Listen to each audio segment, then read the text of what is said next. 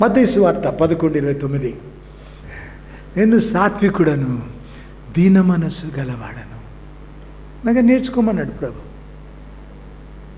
సరే, సాత్వికం, ఒక్కొక్కటి సాత్వికం ఎట్లుంటుంది, కంపు కొట్టేటట్టు. నేను అంత గొప్పవాడిని అయితే కూడా చూడ ఎంత తగ్గించుకున్నా. తగ్గింపాలి, గొప్ప చెప్పుకోవడమే ఉంది కదా. సాత్వికం ఎంత ప్రభు అన్నాడు, నన్ను చూసి నేర్చుకోమన్నాడు. మరి ఎట్లా? ఆయన ఏం చేసినాడు? ఫిలిప్పీలకు రాసిన పత్రిక 2:7. యేసు ప్రభు సిలువ మరణం పొందునంతగా తగ్గించుకున్నాడని రాసింది కదా. ఆ విషయం ఎట్లా రాసింది? హీ హ్యాస్ ఎంప్టీడ్ హిమ్సెల్ఫ్ అని రాసి, తనను తాను రిక్తునిగా చేసుకున్నాడు, ఖాళీ చేసుకున్నాడు. డబ్బాలో పిండి ఉంది, బోర్లించినావు, కింద కొట్టినావు, చేయితో కొట్టినావు, టప్ ఇంకంతా రాలిపోతాయి కదా. రిక్తునిగా చేసుకొని అంటే అట్లాగా ఇంకేం మిగలకుండా తన గొప్పదనం అంతా ఆయన ఖాళీ చేసుకున్నాడు.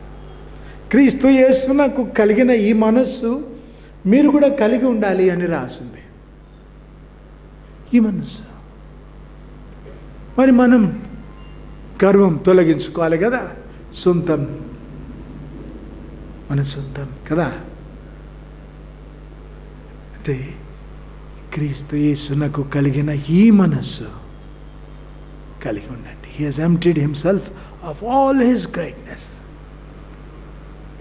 కాబట్టి దేవునికి నచ్చనివి, దేవుడు మెచ్చనివి కూడా తొలగించుకోవాలి కదా, తీసేసుకోవాలి మనలో నుంచి.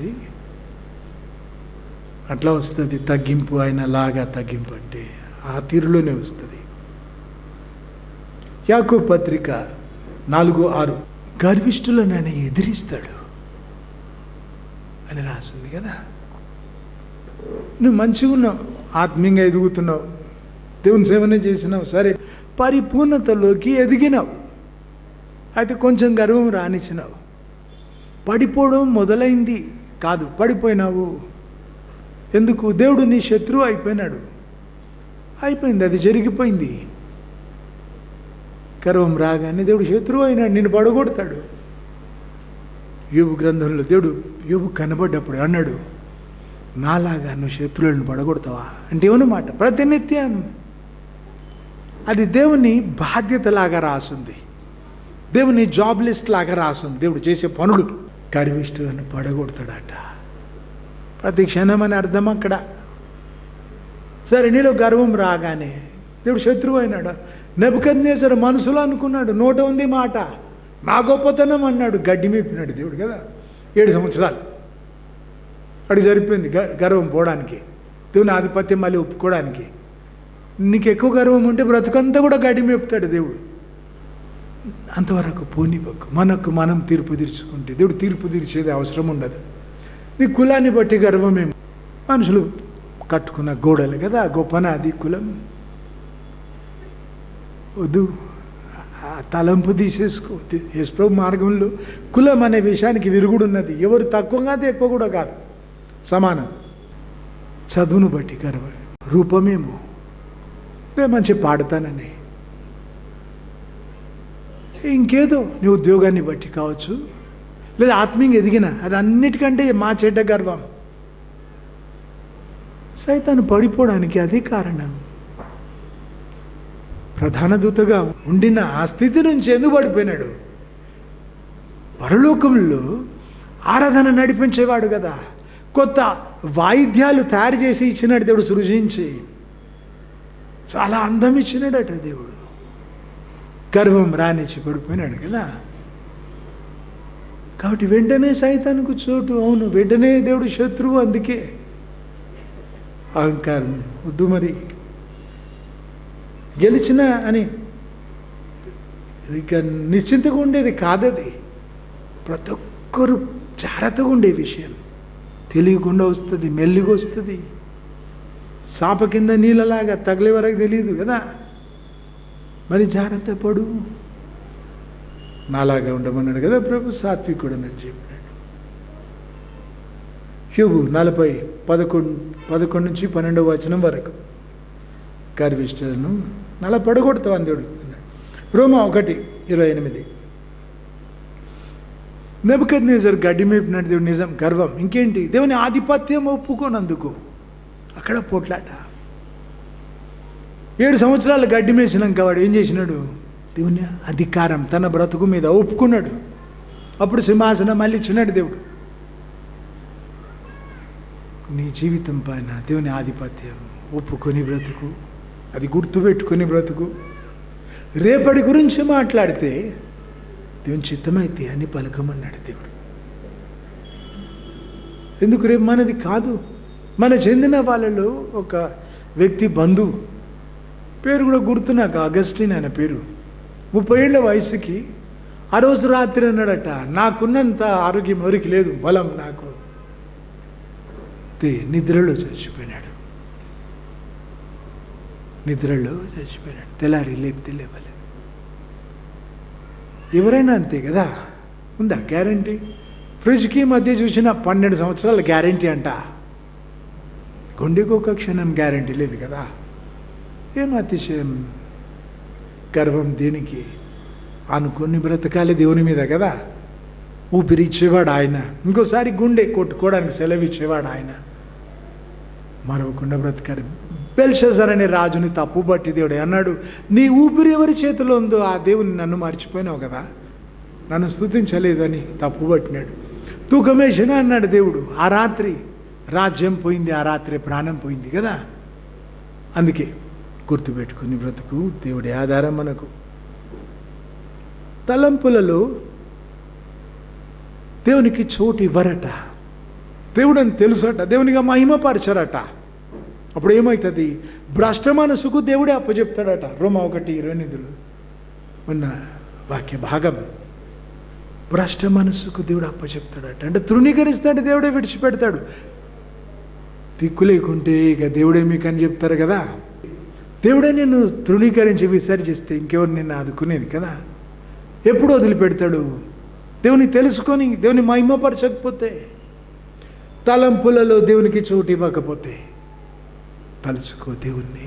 ఇజ్రాయేలుని అడిగినాడు కదా, పెళ్లి కూతురు ఆభరణాలు మర్చిపోదు, నన్ను మరిచి ఎట్లా బ్రతికినారు ఇంతకాలం అన్నాడు కదా. ప్రతిరోజు మొక్కు దేవుణ్ణి, సరిగా మొక్కు. అనే దినం దేవునితో ఏకాంతం, దేవుని భయంతో ఆ సమయం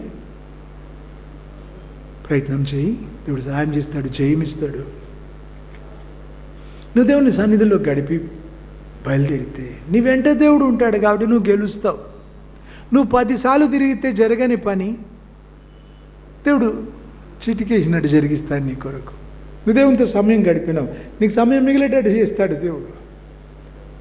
నీ సమస్యలకు పరిష్కారాలు ఇస్తాడు కదా, నీతో నడుస్తాడు. కాబట్టి ఆ తేడా ఉంటుంది. నువ్వు కావాలంటే గమనించి చూడు.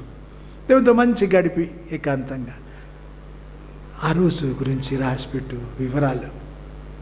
తేడా ఉంటుంది, తప్పకుండా తేడా ఉంటుంది. దేవుని సన్నిధి నీతో. యెషయా 43:10 నేనే ఆయననని మీరే నాకు సాక్షులు అంటున్నాడు. నేను రక్షకుడిని అంటున్నాడు. పాత నిబంధన కాలం సాక్షులు అంటున్నాడు, రక్షకుడు అంటున్నాడు. ఇంకేమంటున్నాడు? మీరు నమ్మి తెలుసుకొని గ్రహించి అన్నాడు. అక్కడ 3 మెట్లు రాసున్నాయి. నమ్ముతావు ఎవరన్నా చెప్తే. నువ్వు తెలుసుకున్నావు, నీకు పలికినాడు దేవుడు, పరిచయం పెరిగింది. ఇంకో మెట్టు, 3వ మెట్టు గ్రహింపు. నీ ఆత్మలో తీవ్రత పెరిగి నువ్వు వెదిగితే దేవుణ్ణి, తన పరిచయం నీకు పెంచుతాడు చూడు, అది గ్రహింపు. అడుగు ముందుకేమంటున్నాడు కదా దేవుడు. యెషయా 43:10 ఆ తర్వాత అపోస్తల కార్యాలు 1:8 కూడా సాక్షులమని రాస్తుంది కదా.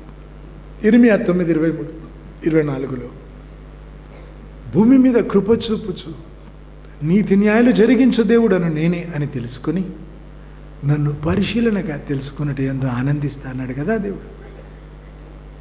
పరిశీలన తెలుసుకోమంటున్నాడు దేవుడు. దేవుడు ఆనందిస్తాడట. కట్టే కొట్టే తెచ్చి అన్నట్టు రాస్తుంది కదా కొన్ని మాటల్లో. దేవుని సంతోషపెట్టే విషయం. హోషేయ 4:6 నా ప్రజలు జ్ఞానం లేక నశిస్తున్నారన్నాడు దేవుడు. ఏ జ్ఞానం? దేవుని గురించిన జ్ఞానం. ఇంకేంటి నీ ఉన్న స్థితి, నీ గురించి దేవుడు ఏమనుకుంటున్నాడు, ఆ జ్ఞానం. ఇంకోటి శత్రువుని గురించిన జ్ఞానం. ఒక్కొక్కరు సైతాను పేరు కూడా ఎత్తారు. మంత్రకి వెళ్ళి లేవంటారు, మా జోలికి రావు మంత్రకి. ఇది ఒక విపరీతం. అయితే ఒక్కొక్కరు ఉంటారు, పొద్దున్న లేస్తే పడుకునే వరకు దయ్యం దయ్యం, మంత్రాలు మంత్రాలు, శత్రువులు, సైతానికే స్తుతులు వాడతారు. సరే ఉన్నాయి, మన కాళ్ళ కింద ఉంచినట్టు దేవుడు గెలవాలి, గెలుస్తూ బ్రతకాలి కదా, ఈ అతివృష్టి అనావృష్టి లేకుండా. అయితే శత్రు బలం గురించి ఏ రీతిగా దెబ్బ కొడతాడు, బలం తెలుసుకుని దెబ్బ కొట్టాలి కదా. కువైట్ ఆక్రమించుకున్నప్పుడు ఇరాక్, అమెరికా, వేరే దేశాలన్నీ ఒక 28 దేశాలు కలిసి యుద్ధం చేసినప్పుడు ఇరాక్ ఏమంటున్నారు, గ్రౌండ్ వార్, భూమి మీద యుద్ధం, మేమే గెలుస్తాం, బంకర్స్ అన్నీ ఉన్నాయి. అయితే అమెరికన్స్ ఏం చేసినారు, సౌదీ అరేబియాలో బేస్ కట్టుకొని ఏరోప్లేన్స్ అన్నీ అక్కడ పెట్టి ఇరాక్ వైపు స్పీడ్గా వెళ్ళినట్టు చేసినారు. అప్పుడు వాళ్ళ రాడర్స్ అన్నీ యాక్టివేట్ అయిపోయి ఎక్కడి నుంచి ఏరోప్లేన్ వస్తే అన్నీ చెప్తున్నాయి. అప్పుడు అమెరికన్స్ వాళ్ళ శాటిలైట్స్ అన్నీ వాడి ఎక్కడెక్కడ రాడర్స్ ఉన్నాయి అన్నీ తెలుసుకున్నారు. ఒకవైపు గ్రౌండ్ వార్ అని సిద్ధపడ్డట్టు చేసి అమెరికన్స్ ఏం చేసినారు, వెనక నుంచి ఏరోప్లేన్లలో వచ్చి వాళ్ళ రాడర్స్ అన్నీ నాశనం చేసినారు, బాంబులు వేసేసినారు. అంటే కళ్ళు కూడా వీకేసినారు, ఎక్కడంటే అక్కడ కొట్టవచ్చు. ఇంకా ఒక్కరోజుకి 300 సార్లు పోయి బాంబులు పరిచి వచ్చినారు. కార్పెట్ బాంబింగ్ అంటారు. శత్రు బలం తెలుసుకొని దెబ్బ కొట్టినారు కదా. బంకర్స్ ఉన్నాయి మా దగ్గర, గెలుస్తామన్నాడు కదా వాడు. అయితే 10 ఫీట్ల రెయిన్ఫోర్స్డ్ కాంక్రీట్, స్టీల్ కాంక్రీట్ అంతా ఉన్నవి, 10 ఫీట్ల మందం ఉన్న ఆ హెడ్ క్వార్టర్స్ తొలుచుకుంటా లోపల పోయి లోపల పేలే బాంబు వేసినారు బంకర్స్ని బ్లాస్ట్ చేయడానికి. ఒక బాంబు వేసినాక ఇరాక్ సరెండర్ అయిపోయినారు. శత్రు బలం తెలుసుకుని దెబ్బ కొట్టినారు కదా. ఒక్క బాంబు వేస్తే సరెండర్ అయిపోయినారు. శత్రు బలం తెలుసుకోవాలి, ఎన్ని రీతిలో వాడు మోసం చేస్తాడు, ఎట్లా యుద్ధం చేస్తాడు, ఎక్కడి నుంచి దెబ్బ తెలుసుకోవాలి కదా. ఇంకొక విషయం జ్ఞానం అంటే, ఈ కాలంలో దేవుడు ఏం చేస్తున్నాడు, దేవునితో కలిసి సమకూర్చని వాళ్ళు చెదరగొట్టే వాళ్ళు కదా, సమకూర్చే గుంపులో ఉందాం. దేవుని ఆత్మతో నువ్వు నడిపించబడితే తన ప్రవక్తలకు చెప్పకుండా దేవుడు ఏం చేయడు. ఈ కాలం కొరకు దేవుడు జరిగిస్తున్న పని గురించి చెప్తాడు, నిన్ను తీసుకెళ్తాడు ఆ పనిలో. అయితే ఈ కాలం గురించి తెలుసుకోకపోతే చెదరగొట్టే గుంపులో ఉంటావు కదా. నా ప్రజలు జ్ఞానం లేక నశిస్తున్నారు అన్నాడు కదా దేవుడు. రోమా 10:2 ఆశ ఉందట, ఆసక్తి ఉంది, ఉద్రేకం ఉంది, పరుగులు ఉన్నాయి, కానీ జ్ఞానం లేకుండా దేవుని మొక్కేవారు ఆ కాలంలో ఉన్నారట, ఈ కాలంలో కూడా ఉంటారు కదా. It is zeal without knowledge. Table tennis ఉంది మన దగ్గర. నేను ఎడమ చేతితో కూడా కుడి చేయి ఆడినంత మంచిగా ఆడతా, 2 చేతులతో ఒకసారి కూడా ఆడతా. ఒక ఆయనకు చెప్పిన 10,000 ఇస్తా నువ్వు గెలిస్తే నాతో. చిత్తుగా ఓడిపోయినాడు. ఆయనకు బాధ ఉంది. నెక్స్ట్ హరి ఆడుతున్నాడు. కొడితే పోయి ఎన్నికల పెద్ద గేటు కదా ఆగుతుంది. చెప్పిన జీల్ ఉంది ఆయనకు, స్కిల్ లేదు. చూడు, ఉద్రేకం ఉంది, ఆశ ఉంది కదా గెలవాలని, కానీ ఆ నైపుణ్యం లేదు కదా, ఆ పుణ్యం కట్టుకోలే ఆయన. కాబట్టి దేవుని మార్గాల విషయం, దేవుని వ్యక్తిత్వం గురించి అసలు అంతు చిక్కకుండా, పరిచయం లేకుండా పిచ్చి పరుగులు. ఎట్లాగా కోడిని కోసి పారేస్తే తలకాయ లేకుండా కొట్టుకుంటుంది కదా కాసేపు. ఈ ఉద్రేకం అట్లుంటుంది తెలివి లేకుండా. కాబట్టి it is zeal without knowledge. పనికిరాదు దేవుని సమీపించడానికి. దేవుని ఆత్మచేత నేర్పించబడు వాక్యం, ఆయన ఆత్మచేత నడిపించబడు, అప్పుడే వీలవుతుంది. మత్తయి సువార్త 23:23 దేవుడు అన్నాడు, పుదీనా సదాపాలు 10వ భాగం ఇస్తున్నారు. అయితే మానేమని చెప్పలేదు, దేవునికి 10వ భాగం ఇచ్చేది. అది మానక ఇది చేయాలన్నాడు. ఏంటి, ధర్మశాస్త్రంలో ఇంకా పెద్ద విషయాలు మీరు మర్చిపోయినారు, మానేసినారు. దేవుడు అన్నాడు, న్యాయం, కనికరం, నమ్మకంగా ఉండే తీరు, నమ్మకంగా ఉండే ఫెయిత్ఫుల్నెస్, ఇవెందుకు మర్చిపోయినారు అని చెప్పినాడు కదా. న్యాయం, కనికరం, వెనక నమ్మకంగా ఉండే తీరు. మీకా 6-8 వరకు. ఏం తీసుకుని నేను దేవుణ్ణి సమీపించాలి? దేవుని ఎట్లా మెప్పించాలి? వేలాది నదులంత తైలం తేవాలా? వేలాది కొండల మీద పశువుల్ని బలు అర్పించాలా? నా జ్యేష్ఠపుత్రుని బలివ్వాలా అని అనుకుంటున్నావా? దేవుడు ఏం కోరినాడు నీకు చెప్పినాడు అని రాయబడిన మాట ఏమని? న్యాయంగా నడుచుకొనుట, కనికరాన్ని ప్రేమించుట, దీన మనస్సు కలిగి నీ దేవుని ఎదుట నడుచుకొనుట. ఇంతే కదా దేవుడు నిన్ను కోరినాడు అని సమ్మరి చెప్పినాడు కదా దేవుడే. చెప్తున్నా కదా, ఈ సబ్జెక్ట్స్లా రాసుకో, మార్కులు వేసుకు ఎంత వస్తాయి నీకు. ఇద్దరు కూడా చెప్పినాడు. ఆత్మఫలమే మనగానే రాసింది, అవి కూడా రాసుకో. 9 గుణ లక్షణాలు, దేవుని గుణాలు అవి రాసుకో. ఎన్ని మార్కులు వస్తున్నాయి నీకు, ఎంత ప్రోగ్రెస్ ఉంది రాసుకోరాదా? ఆ గుణ లక్షణాలు నీళ్ళు ఏర్పడుతున్నాయా లేదా? మత్తయి సువార్త 7:12. మనుషులు నీకేం చేయాలని కోరుతావు నువ్వు అట్లనే చేయి అన్నాడు దేవుడు. గౌరవించాలని కోరుతావు, ప్రేమించాలని కోరుతావు కదా, కృతజ్ఞత చూపాలి. నువ్వేం కోరినా నువ్వు అట్లా చెయ్యి. ఇది ధర్మశాస్త్రము, ప్రవక్తల ఉపదేశాలు కలిపి సమ్మరి చేస్తే ఇంతనంట. ఇద్దరు కూడా ఆజ్ఞల్లో మొదటి ఆజ్ఞ ఏదని పరీక్షిస్తూ అడిగితే అన్నాడు ప్రభు, మొదటి స్థలంలో ఉన్న 2 ఆజ్ఞలు, పూర్ణ హృదయం, పూర్ణాత్మ, పూర్ణ బలం, పూర్ణ వివేకంతో దేవుని హత్తుకో, దేవుని ప్రేమించు. ఆ మొదటి స్థలంలో ఉన్న ఇంకొక ఆజ్ఞ, నిన్ను వలె ఈ పొరుగు వాడిని ప్రేమించు. ఈ మాట కూడా మనుషులు ఏం కోరినారు నువ్వు అట్లా చేయి వాళ్ళకు. ఈ 2 కలుపుకుంటే ధర్మశాస్త్రం, ప్రవక్తల ఉపదేశం అట. మరి అనుదినం పాటించేది కదా. ఆదికాండం 17:17-20 వరకు. అబ్రహాము నవ్వినాడు. దేవుడు వచ్చి నిల్చున్నాడు, నీకు సంతానం ఇస్తా అని చెప్పినాడు. ఇస్సాకుని ఇస్తా అంటే నవ్వినాడు, ఎగతాళి చేసినాడు. శారా కూడా నవ్వింది. అప్పుడు అబ్రహాం ఏమన్నాడు, ఇస్మాయిల్ను దీవించు చాలు. ఏమర్థం? ఇక ఇప్పుడు ఇస్సాకుని చేసి నీకేం చేతనవుతుంది, కానీ ఇస్మాయిల్ని దీవించు, ఒప్పుకుంటాను, వదిలిపెడతా. అగ్రిమెంట్ నువ్వు జరిగించుకున్న పర్లే. మనుషులకు చెప్తారు చూడు, బ్రతుకుప్పు దయదలిచినట్టు. ఎంత అవమానం దేవునికి. ఆ ముసల్తనంలో ఇస్మాయిల్ని ఇచ్చింది కూడా దేవుడే కదా, కాదు. ఆయన అంటాడు, ఇస్మాయిల్ని దీవించు చాలు, ఉన్నోడిని దీవించు. అంత అవమానపరిచి నీకు చేత కాదన్నాడు దేవుణ్ణి. నువ్వు నిబంధన మీరినవు అని చెప్పినాడు. నువ్వు మోసం చేసినావు, నన్ను దగా చేసినావు అని చెప్పినాడు. ఈ చేతగాని మాటలు ఎందుకు మాట్లాడతావయ్యా నా దగ్గర, మజాక్ చేస్తావేంది అని నవ్వినాడు. అవమానం కదా దేవునికి. అక్కడే నిలిచినాడు దేవుడు.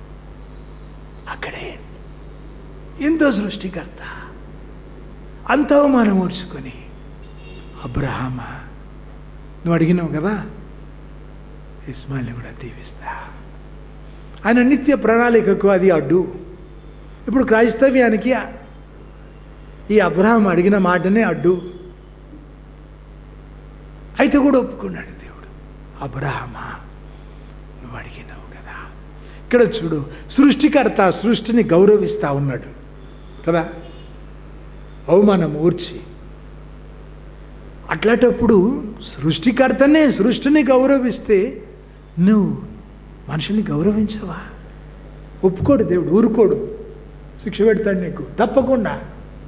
గ్యారంటీ అని చెప్తున్నా, జరిగిందోడు చెప్తా నీకు. లోకమంతా వాడబడిన ఒక దేవుని సేవకుడు నేను చూసిన చిన్నప్పటి నుంచి.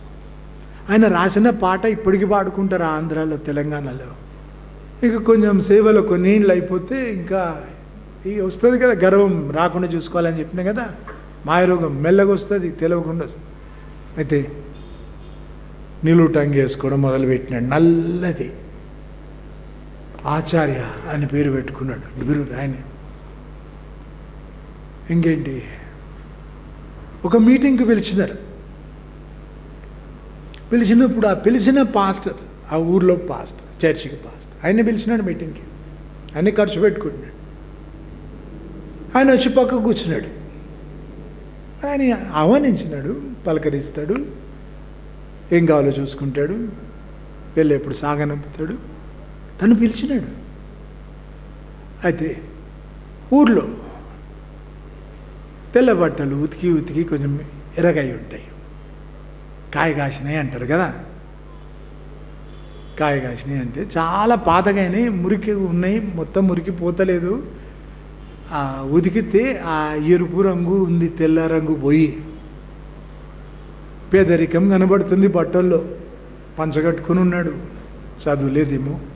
పక్కకు కూర్చుంటే ఈ లోకమంతా వాడబడిన దేవుని సేవకుడు చూసి చీదరించుకున్నాడు, ఆశ్రయించుకున్నాడు, పక్కకు చేరుకున్నాడు. అది ఆయనకు ఆఖరి మీటింగ్. నువ్వు నమ్ముతూ నమ్మవు, నీ అదృష్టం జరిగింది చెప్తున్నాను, నువ్వు జాగ్రత్త పడతావని. అది ఆఖరి మీటింగ్ ఆయనకు. తర్వాత పక్షవాతం వచ్చింది. 15 సంవత్సరాలు పడక మీద పడ్డాడు. నాకు తెలిసింది 15 సంవత్సరాలు. అట్లనే చచ్చిపోయినాడు, పడక దిగలేదు. నేను తీర్పు తీర్చడం లేదు, నాకు తెలిసిన ఒక కారణం చెబుతున్నా. అసహించుకున్నాడు సాటి మనిషిని, ఊరుకోలేదు దేవుడు. సరే, నువ్వు ఎంతటి వాడవైనా ఆకాశం నుంచి ఊడిపడ్డావేమో కదా. సరే, వారు ఎంత నీచమైన మనిషి అయ్యా, గౌరవించు. రోడ్ల మీద చచ్చిపోతుంటే ముసలోళ్ళు మా చేతుల మీద ఎత్తుకొచ్చుకున్నాం. చూసిన వాళ్ళు అన్నారు, సొంత పిల్లలు కూడా ఇంత చేయరు, చాలేళ్ళు బ్రతికినారు, మా దగ్గర ఉన్నారు, చనిపోతే మంచి సమాధి చేసినాం. చాలామంది అట్లాగా. ఒక ఆమె పెద్ద మనిషి కుండలు తయారు చేసి అంత తల మీద పెట్టుకుని అమ్మి పెద్ద పెద్ద బిల్డింగ్లు కట్టింది. వయసు మీద మలితే అన్ని తీసుకొని ఆమెను రోడ్ల మీద వెళ్ళగొడితే నేను తెచ్చుకున్నా. ఎందుకు? మనిషి అయితే గౌరవిస్తాం, ప్రేమిస్తాం. అవును, మేలు చేసినాక మళ్ళీ చేయరు మేలు, నాకు తెలుసు. దేవుడు ఏమన్నాడు? నీ ఆహారం నీళ్ళ మీద వేయి, చాలా కాలానికి కనబడుతున్నాడు కదా. అది చేస్తున్నాడు దేవుడు. దేవుని కొరకు చెయ్యి. ఏం చేసినా, భోజనం చేసినా, పానం చేసినా, ఏం చేసినా దేవుని కొరకు కదా. దేవుని కొరకు నా ధర్మం జరిగిస్తున్నా. దేవుడు నన్ను చిన్నగుంచలేదు. సరే, నీ ఆహారం నీళ్ళ మీద వేయి, చాలా కాలానికి కనబడుతుంది. మా అమ్మ నాయన ఎంతోమందికి హెల్ప్ చేసినారు, ఆశీర్వాదం మాకు వచ్చింది. నువ్వేం కొడితే అట్లా చేయి మనుషులకి. సరే, అబ్రహాం, నీవు దేవుని ఎడల ప్రేమ వ్యక్తం చేయకపోతే, నీ ప్రతిస్పందన లేకపోతే దేవుడు నొచ్చుకుంటాడు కదా. అహాబులాగా పిలిచి దేవుడు అన్నాడు, యుద్ధం జయమిస్తా, గెలిచినాడు, కానీ కృతజ్ఞత చెప్పాడు. 3 ఏళ్ల కరువు తీరి వర్షం పడ్డది, కృతజ్ఞత చెప్పాడు, పలకడు దేవునికి. ఏం మనిషి కదా. నువ్వు ఉండకు అహాబులాగా. దేవుని ఎడల ప్రతిస్పందన చూపు, పలుకు. నీ స్వరం వింటే ఆయనకు సంతోషమాట.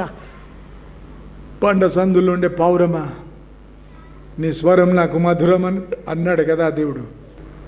వ్యక్తం చేయని ప్రేమ దేవుని ఎడల, మనిషి ఎడల. చూడు, మనిషితో మేలు పొందినాడు దావీదుతో. నాబాలు ప్రేమ చూపలేదు, గౌరవం చూపలేదు. వాడేవాడు దావీదు అన్నాడు. దేవుడు మొత్తినాడంట, వాడు చచ్చినాడంట. మనిషికి కృతజ్ఞత చూపకపోతే రోషపడ్డాడు దేవుడు. కాబట్టి నీలో కొదవ కనబడినకు. 10 మందిని బాగు చేసిన కుష్ఠరోగులని ఒక్కడే తిరిగి వచ్చినాడు. ఎందుకు? మిగతా వారు ఏరి అని అడగలేదా? ఎదురు చూసినాడు కదా. కృతజ్ఞత చెప్పాలని. నువ్వు కృతజ్ఞత కలిగి బ్రతుకు. అయితే కృతజ్ఞత చూపు, వ్యక్తం చెయ్యి నీ ప్రేమ. మత్తయి సువార్త 18:3-4 వచనాలు. పసిపిల్లోనిలాగా తగ్గించుకుంటే వాళ్ళే పరలోకం పోతారట. ఏంటి? సరే, తగ్గింపు విషయం. ఇంకేంటి? తండ్రి చేయి పట్టుకొని వాడు నడిస్తే వాడు నిశ్చింతగా ఉంటాడు. ఓ నాయన ఆగు, నీకు దారి తెలుసా? గుంటలేస్తావా? యాడికి దొరకవచ్చును అడుగుతాడా? చేయి పట్టుకున్నాడంటే ఒక చిటిక నీళ్ళు చేతి నిండా వస్తుంది. నమ్ముతాడు, తండ్రిని పూర్తి నమ్ముతాడు కదా. లారీ వస్తుంది చూసుకో చెప్పాడు కదా. ఇక వాడికి భయం ఉండదు, బాధ ఉండదు. ఆడుతూ పాడుతూ పోతాడు తండ్రి అంట. అదే నువ్వు పసిపిల్లోలాగా, పసిపిల్లోడు తన్ని నమ్మినట్టు నువ్వు దేవుని నమ్మితే తప్ప పరలోకం పోవట. ఇంకేంటి హెచ్చులైంది గొప్పలైంది, నాకు అంత వాక్యం తెలుసు ఇంత. సరే, ఆది కాండ నుంచి ప్రకటన వరకు నీకు అంతా తెలిసినాక నరకంలో పడితే అసలు పిసల్గాయ అంటారు కదా హైదరాబాద్లో. దీనికి ఎందుకొరకు నువ్వు పరలోకమే పోకుంటే వాక్యం తెలుసు అంటావా? మొన్న అలా ప్రేమించమన్నాడు కదా ప్రభు. అనుకున్నావా ప్రేమించాలని? నీకు రాలేదా వ్యక్తం చేయడం? ఏం చెప్తావు అప్పుడు? సరే, నువ్వు తెలిసిన వాక్యం జరిగించు, మొదలుపెట్టు. 2 దినవృత్తాంతములు 16:9. దేవుని కండ్లంట లోక సంచారం చేస్తాయట. ఎందుకు? దేవుని నమ్మి బ్రతికే వాళ్ళను ఆదుకోవడానికి, కరువులో కాపాడడానికి, వారిని దీవించి గొప్ప చేయడానికి వాళ్ళ మీద మనసు పెడతాడట, వెతుకుతాడట భూమంతా. దేవుని నమ్మి బ్రతికే వాళ్ళ కొరకు నువ్వు ఉంటావా? ఆయన దృష్టిలో పడతావా? మరి నా గొప్ప అంటావా? నా చదువు, నా తెలివి అంటావు? సంపాదనకు సామర్థ్యం దేవుడిస్తాడు. ఒప్పుకో మాట, దేవునికి కృతజ్ఞతలు చెల్లించు. యెషయా 57:15. యెహోవా మహోన్నతుడైనను మహోన్నత స్థలాల్లో నివసించువాడైతే కూడా విరిగి నలిగిన హృదయం గలవారితో ఉంటాడు దేవుడు అని రాసింది. ఎట్లా? విరిగి నలిగిన హృదయం అంటే ఏంటి? నీకు అర్థం కావడానికి త్వరగా చెప్తాను. విరిగి నలిగిన హృదయం. దావీదు ఉన్నాడు, సొలొమోను ఉన్నాడు, రాజులిద్దరు. నువ్వు చెప్పు, విరిగి నలిగిన హృదయం ఎవరికి ఉంది? దావీదుకా సొలొమోనుకా? అరిచి చెప్పరాదా?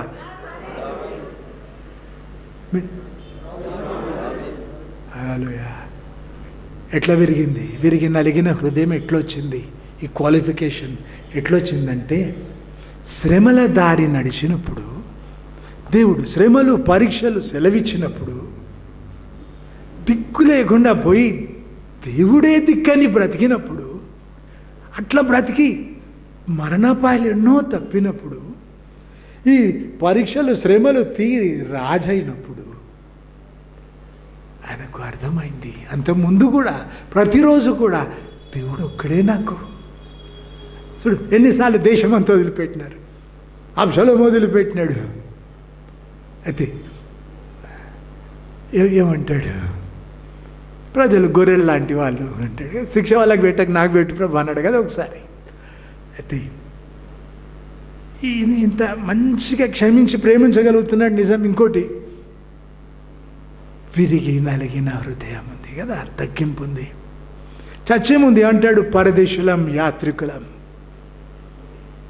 ఆఖరి ప్రార్థన ఏమంటాడు? ప్రభా, నువ్వు అంతరంగం పరిశోధిస్తావు, ఏకాగ్రత చూసి ఆనందిస్తావు. ఎక్కడ తెలుసుకున్నాడు? ఇప్పుడు పరీక్షించినప్పుడు, సౌలు చంపడానికి వచ్చినప్పుడు గాఢ నిద్ర కలిగించినాడు దేవుడు. సౌలుకు తన సైన్యానికి దగ్గర వరకు వచ్చినాడు. పక్కకున్నాడు, ఏమన్నాడు? నా ఇల్లునవాడా, ఒకసారి కొడతా సౌలుని, ఇంకో దెబ్బ కొట్టా, అంత తప్పు చేస్తున్నా, ఒకసారి కొడతా గుండెలో. దిక్కుమాలిన మాటలు, ఎంత తీయగుంటాయి దారి తప్పించే మాటలు, మోసం చేస్తాయి కదా. అయితే దావీదు ఏమన్నాడు? దేవుడు అభిషేకించిన వాడిని నేను చంపను, వదిలిపెడితే తెల్లారి మళ్ళీ చంపుతాను వెతుకుతాడు. వదిలిపెడితే కాదు, మెలకు రాగానే తన నిలబుడ్డి ఈట తీసుకొని పోయి కొండ మీద నిలబడి, రాజా నేను నీకు లోబడేవాడిని, దేవునికి దూరం, దేవుని మందిరానికి దూరం పోయి చచ్చిపో అని, నా పితరుల స్థలానికి దూరం, నా దేవునికి దూరం ఎందుకు తరుముతున్నావు? ఎంత దీనంగా ప్రాధేయపడ్డాడు కదా.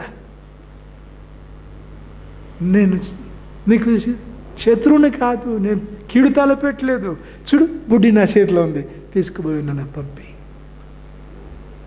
పరీక్షించుకున్నాడు కదా దేవుడు. గాఢ నిద్ర కలిగించి ఇంకోసారి గుహలో దొరికితే వస్త్రపు చెంగు కోసి బాధపడ్డాడు. గొంతు కొయ్యాలి అప్పుడు మానవరీతిగా, చెంగు కోసి బాధపడ్డాడు. చూడు, పరీక్షించుకున్నాడు కదా దేవుడు అప్పుడు. ఈ పరీక్షల్లో, ఈ శ్రమల్లో ఏమైంది? విరిగి నలిగినాడు, చితికినాడు. ఒకసారి శత్రువులు వచ్చి మొత్తం దోచుకొని వెళ్ళిపోయినారు. మన ఇంట్లో దొంగలు పడితే అల్మెర్లు ఉంటాయి కదా,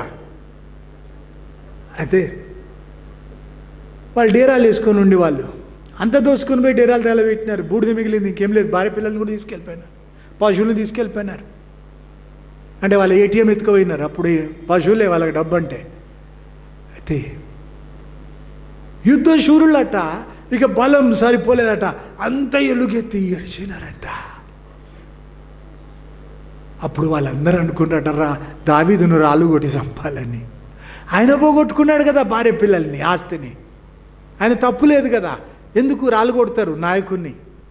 ఇంత ప్రాణం కంటే ఎక్కువ ప్రేమించినాక ఒక్కొక్కడు ఉంటాడు, మేలు పొందినోడే. పిల్లోడికి దయ్యం పట్టింది, లేదా ఇంకోడికో ఏమో అయింది, ఓ అన్నానే ఏ మధ్యరాత్రులు వచ్చినా ఉన్నా ప్రార్థించిన తినడానికి లేనప్పుడు దేవుడు దీవించి కోట్ల రూపాయల కాంట్రాక్ట్లు అవుతున్నాయి, బిజినెస్లు అవుతున్నాయి. ఇప్పుడు మునగాళ్ళు అయిపోయి నా మీద దుష్ప్రచారం చేస్తున్నారు, చర్చ్ మీద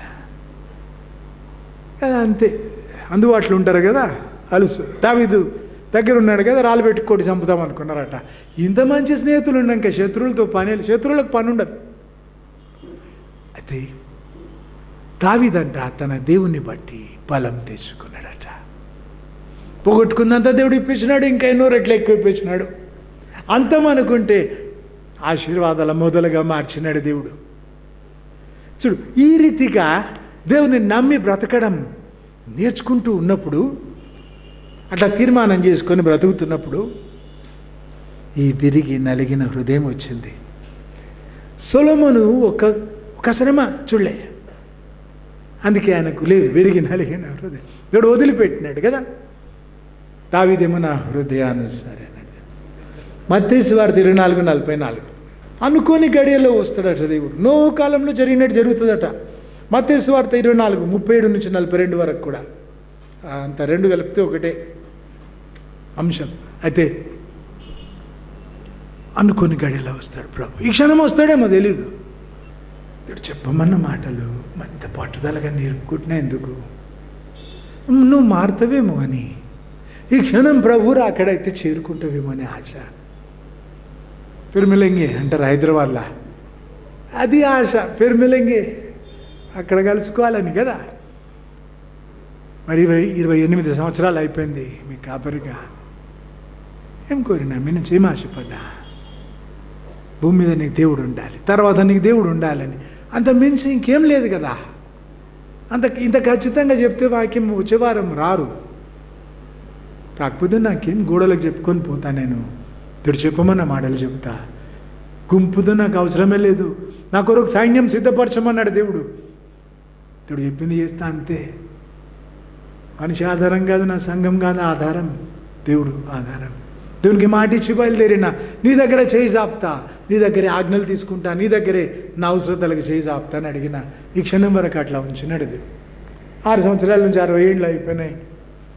ఒక్కసారి దేవునికి దూరం పోలే. నా గుండె బైబిల్ అందించుకున్నా, దేవుని సాక్షిగా చెబుతున్నా. అవద్దని చెప్తే చస్తా ఇక్కడే. 6 నుంచి 60 అయిపోయినాయి. ఒకసారి కూడా దేవునికి దూరం పోలే. దేవునికి మహిమ కలుగును గాక. నా ఆశ దేవుని చేయబట్టుకుని కలిసి నడుస్తున్నాం. సరే, ఈ క్షణం కళ్ళు మూస్తే నువ్వు కూడా దేవుని దగ్గర ఉండాలని ఇష్టం నాకు. అది ప్రభు రాకడ ఏ క్షణమో. ఇప్పుడు బయటికి పోయే ముందు కూడా రావచ్చు ఆయన. మహిమదేహంగా మారి చేరుకుంటావు ప్రభుని. ఎప్పటికీ దేవునితో ఉంటాం. ఇద్దరు పొలం దున్నుతుంటారట, వెళ్ళిపోతారు, ఒకరు ఉంటారు. ఇద్దరు ఎందుకు దున్నుతున్నారు పొలం? తండ్రి కుమారుడు కావచ్చు, అన్నదమ్ములు కావచ్చు, పని వాళ్ళు కావచ్చు. ఒక మాట చెబుతున్నా, అవే స్థితిగతులు. దేవునికి తెలుసుకునే అవకాశం సమానంగా ఉంది. ఒకడు మొక్కినాడు దేవుణ్ణి, ఒకడు మొక్కడం లేదు. ఒకడు వెళ్ళిపోతాడు, ఒకడు ఉంటాడు. ఒకరం వచ్చినా ఒకరం వెళ్ళిపోతాం కదా. సరే ప్రభు రాకడప్పుడు అంతే, ఇద్దరు పొలం దున్నితో ఒకరు వెళ్ళిపోతారు, ఇద్దరు తిరగలి విసురుతున్నారు, ఒకరు ఉంటారు ఒకరు వెళ్ళిపోతారు.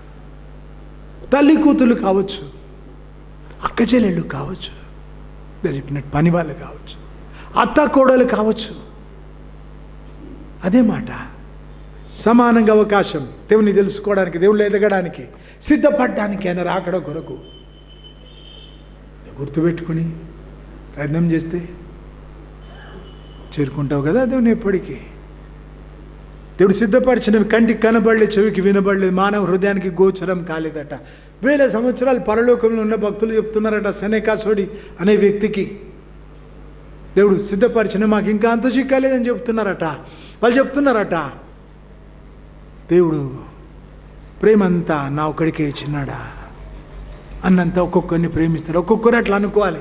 సేవ ఆరంభం నుంచి నేను నేర్పిన మాట, చదువురాని కూలి పని చేసుకుని ఒక ఆమెకు నేర్పిన దేవుని గురించి ప్రార్థన చేయడం నేర్పిన తండ్రి అని పిలవాలమ్మా అంటే, అగో అయ్యా ఆయనకి ఇంకెవరు లేరా అని అడిగి చెప్పిన, నేను ఒక్కడిని అనుకోవాలమ్మా, నువ్వు ఒక్కదానివి అనుకోవాలి. ఆయన ప్రేమంతా మన సొంతం, ఆయనకు ఉన్నదంతా మన సొంతం, ఆయనకి ఎవ్వరు లేరమ్మా. దత్తత చేసుకున్నాడు కదా, ఆమె ఎంత మంచిగా అడిగింది కదా. సరే, సమయం ఉన్నప్పుడు ఇది ఆఖరి రోజు అనుకో, సిద్ధపడు. తక్కినవన్నీ తుచ్చమైనవి, పెంట. మన జీవం క్రీస్తుతో పాటు దాచబడ్డది. ఒక ఆయన టెర్రరిస్టులు పట్టుకొని పోతున్నారు, ఆయనని తుపాకీ పెట్టినారు, ఇటొక తుపాకీ ఇటొక కార్లో తీసుకెళ్ళిపోతున్నారు.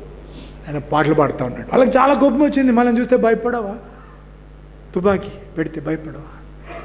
పెద్ద నవ్విండట, నా జీవం క్రీస్తుతో పాటు దాచబడ్డది, మీ ప్రాణాలు జాగ్రత్త అని చెప్పిండట. చెప్పగానే ఆ కారంతా ఉబ్బినట్టు అయిపోయిందట. భూకంపం వచ్చింది. కారు ఆపి డోర్లు తీసుకొని తుపాకులు పట్టుకొని వాళ్ళు పరిగెడుతుండ్రు. తుపాకీ ఎవరి చేతులు ఉంది? వాళ్ళ చేతులు ఉంది. ఎవరు పరిగెడుతున్నారు? వాళ్ళే. మన జీవం క్రీస్తుతో పాటు దాచబడి ఉంది. మంత్రాలు చేసినారు, పాము కనబడి తోక కనబడి. సిగ్గు అనిపిస్తుంది నాకు వింటే కూడా. దేవునికి చెందిన వాళ్ళం కదా, సింహంతో పోల్చుకున్నాడు కదా దేవుడు. అట్లా ఉండాలి కదా మనం, గెలుస్తూ బ్రతకాలి. ఎంతసేపు శత్రువులు, ఇక ఇంకెవరో ఏమో చేసినా నేను ఎదగలేదు, నిన్ను లెక్క అడుగుతాడు కదా దేవుడు. అడుగులే, ఈరోజు డేట్ రాసుకోరదా, ఏం చేసినావో రాసుకో, నోట్బుక్లు పెట్టుకో, అయిపోతే ఇంకా 10 నోట్బుక్లు కొనుక్కు. నీకేం తక్కువ చేసినాడు దేవుడు? నోట్బుక్ పెన్ను కొనే అంత లేదా నీ దగ్గర డబ్బు?